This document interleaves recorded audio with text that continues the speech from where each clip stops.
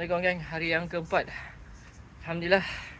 Macam biasa lah, 5 kilo 5.2 lebih kurang. Jadi kita jumpa esok guys